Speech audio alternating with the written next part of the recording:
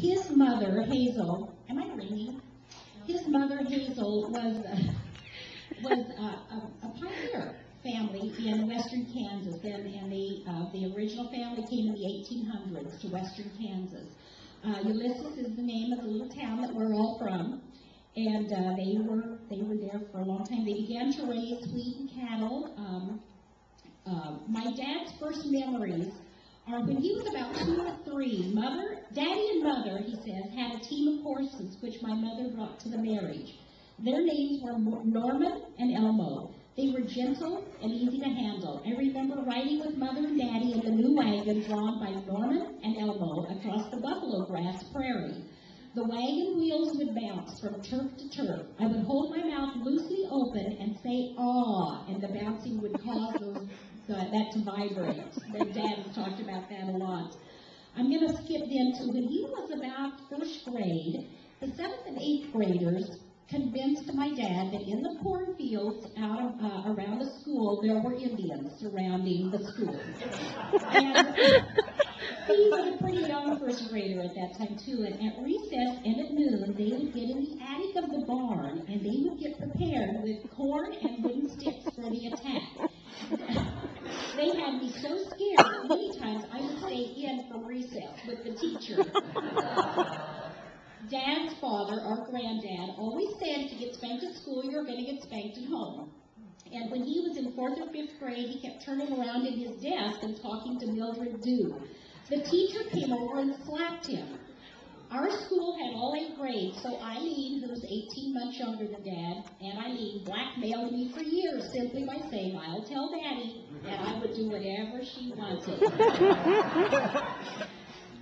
My mother and Dad became Christians when a traveling evangelist for the Church of God held a meeting in the schoolhouse. And he says he remembers it was Brother Parker and Brother Brimley. Not long after Daddy became involved in helping build the first building of the Church of God in Ulysses, Kansas. They used to go to liberal camp meeting. He talks about that too. During his sophomore year in high school, the family moved from out in the country where they had wheat and farmed. They moved into town just for that 1 year when Dad was a freshman, and they moved back out. And for my dad's sophomore year, just Dad and Eileen moved into town. And my dad got a job at the IPA store and made $2 a week. And when I called Aunt Eileen and said, "Do you have any special memories?" she said, "He gave me 50 cents a week to buy nylons and stuff." She was never bad. So after high school, he says, I worked for a year and saved enough money, $600, to pay for a full year at Anderson College in Indiana. I graduated from high school in May of 1940 and went to Anderson in September of 41. Pearl Harbor and World War II happened at that time. And he was sworn into the Army in Leavenworth, and then he channeled into the Army Air Corps and went into aviation cadet training. Gray's going to talk more about that. But I wanted to tell you, when he was in training, and we believe it was an air base in Colorado, I can't remember exactly, but his family in Ulysses was so excited because he somehow told them at a certain time, "I'm going to fly over Ulysses." And he could have been washed out, whatever they call it. He could have really been in big trouble.